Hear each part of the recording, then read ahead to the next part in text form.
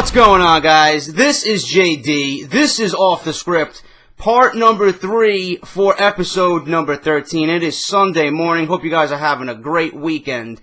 And before I get into anything, if you guys missed part 2 of Off the Script for episode number 13, if you missed part 1, both parts will be down in the description below. Go and check that out. I got big news. On Daniel Bryan. What's going on with his neck surgery? What's the potential plan for the WWE Championship? I got all that plus more in those parts 1 and 2. Go down in the description. You'll find the links there. Go check that out. Secondly, Jen Ong. I don't know if I'm pronouncing that right, bro. I apologize. AKA Sulit Merchant. He's one of my subscribers. And from him, from me, we've got some very bad news this morning for you guys. If you're fans of AJ Lee, if you're fans of CM Punk, you may hate him after what I'm going to tell you right now. It is Saturday afternoon. I'm recording this. I just got out of work, okay?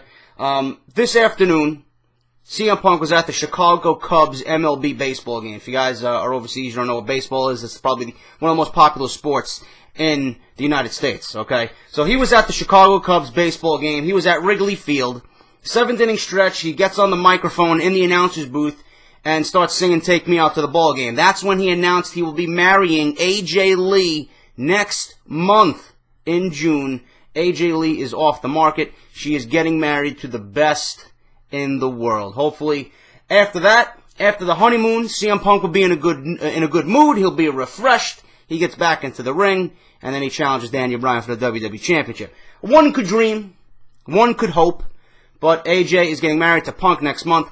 I'm afraid I have to deliver that bad news. Jan, thank you very much, bro, for all the support. I'll talk to you later. Now, what we got lined up for part 3. The biggest story in part 3.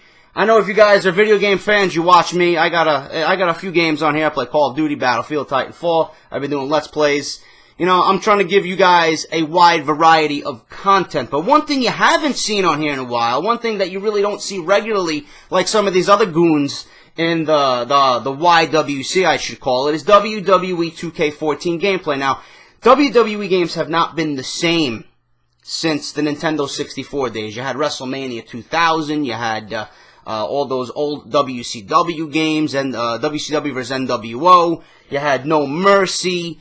Those games were fucking amazing. The feel of those games, the action in the ring, it just felt like it was a real wrestling game. These wrestling games right now, it's just all graphics. It's all presentation, and the substance in the ring is nothing. It loses my interest very quick. But WWE 2K15 is going to be released, of course. That is going to be released for PS4 and Xbox One. There was talk of releasing WWE 2K15, the video game, around WrestleMania 31 time to take advantage of the corporate synergy going around WWE at that time of the year. Capsule Computers reports that the game is scheduled to be released March 2015.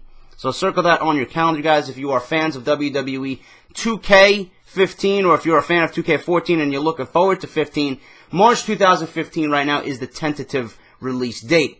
They add that development of the game is being completely handled by Visual Concepts, the developer behind the NBA 2K series.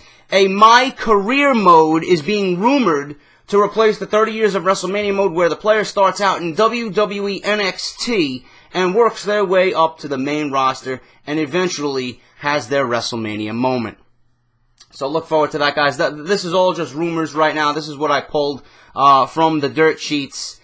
You know, I want WWE 2K15 to go back to the old ways the Nintendo 64 games look. I mean, they still look decent. I mean, they're one of the greatest games in the world, but the main thing about it is how they play.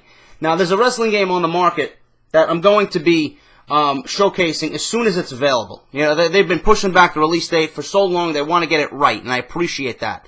5 Star Wrestling. It's a PS3 exclusive, and supposedly it plays just like those old Nintendo 64 games. It's got fictional characters based off the real-life characters because they don't have the license to use the real, players' names.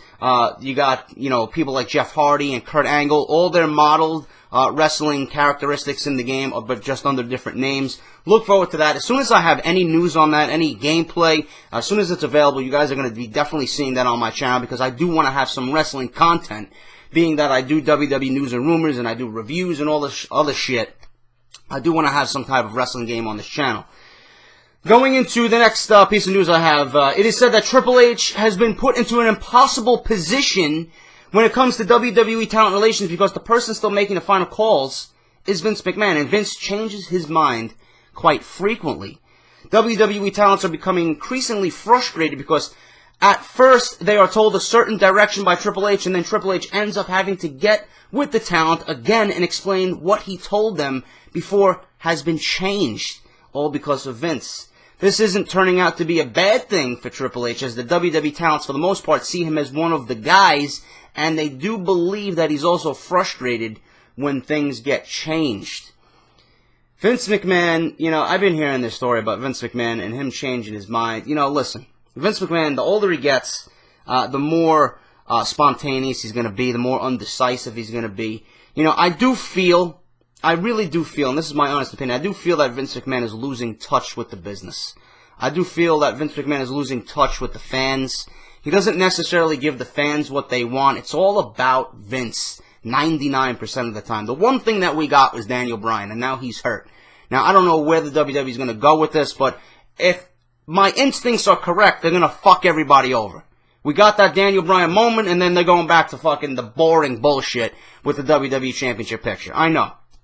That's just my gut feeling on that. But Triple H is young. Triple H is still learning. He's there for the youth.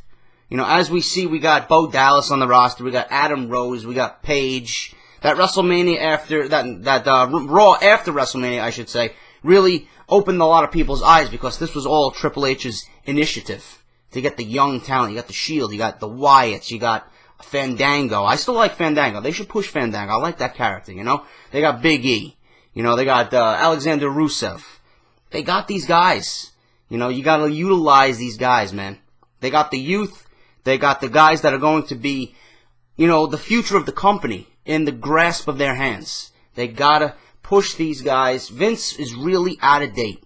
If it was up to Vince, he would continue to push Cena and Batista and Orton. Orton right now is in the prime of his career. I don't mind Orton. But Batista and guys like Cena, they got to take a step back. They got to let the young guys, grab that brass ring that everyone talks about that Vince McMahon has. But, that's not right for Triple H either. It's unfair because, he's a part of what's going on creatively. I'm sure he has great ideas and, it all comes down, the final call, like the report says, comes down to Vince McMahon. And, when they agree upon something and Vince changes his mind, that of course makes Triple H look bad. Now, I know the people in the locker room, according to the report, don't necessarily blame him, but it could lead to unhappiness. It could lead to frustration. But that's what the report says. Once a decision is made, they finalize it, and then Vince goes back on his word and just change it and does what he wants. So, whatever. It's Vince's company, but I do think Vince needs to take a step back from the day-to-day operations. Give most of it to Triple H and Stephanie. They are younger. They probably know or are in tune with social media and what the fans want. They're open to listen. They're all over social media, but what can you do? Vince is going to be there until the day he dies, and that's just the sad thing about it. We're still about 11 months away, but WWE has already named a couple of people that they are considering for the next year's Hall of Fame during WrestleMania weekend. It's already being reported that The Rock is a possibility for next year, but it would depend on his schedule. If they do work out a deal for Goldberg, then he may be going in next year as the headliner. That would be fucking awesome. It is also noted this week via the Wrestling Observer as well, Rikishi, Mickie James, and Kevin Nash are also runners-up to be inducted into the Hall of Fame. Mickie James, Rikishi, Goldberg, yes. Kevin Nash, definitely.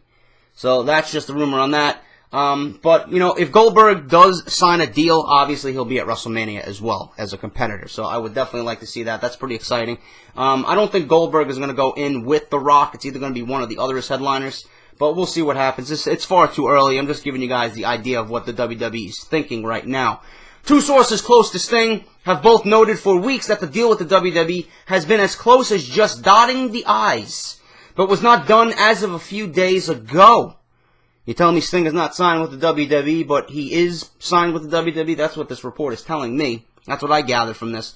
Within WWE, Sting's signing has been considered imminent since before WrestleMania 30. Sting is said to be scheduled for more WWE Network projects, but that doesn't necessarily mean he signed because he wasn't under any kind of contract when he was interviewed for the Ultimate Warrior special. Sting is going to be there. Sting ain't going anywhere. Sting will be on WWE TV eventually. We just have to wait and be patient. Cesaro and Paul Heyman were purposely kept off this week's Raw to be added to main event to help push the WWE Network. WWE did the same thing with John Cena the week prior. So for you guys wondering if you're Cesaro fans, if you're Paul Heyman fans, that's the reason why they weren't on Monday Night Raw. Eric Rowan and Luke Harper versus the Usos for the Tag Team Championship was scheduled for the Payback pay-per-view as of a week ago. I do expect, and I'm making a prediction right now, Eric Rowan and Luke Harper, the Wyatt family, will capture the WWE Tag Team Championships. I do think the Tag Team titles are wasting away on the Usos. They're not pushing them. Some weeks they're on TV, some weeks they're not. Give it to the Wyatt family. They're in the spotlight a little bit longer. They've been in the spotlight, for the time being with John Cena, and they're on TV every week. It would be good for the titles. It would be good for the Wyatt family to have some type of gold.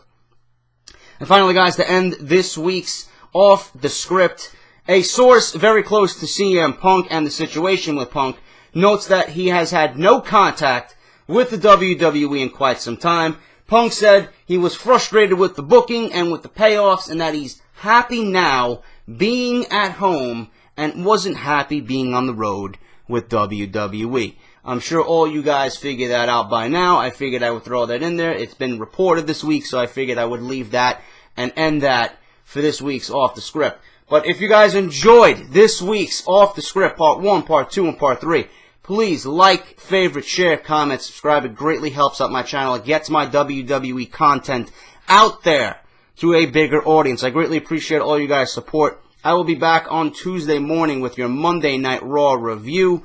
Until then, guys, take care. This is JD. I'm going to relax, eat dinner, drink a beer, hop on PlayStation. I'll see you guys Tuesday for Monday Night Raw review. Until then, guys, this is JD. I'll talk to you soon.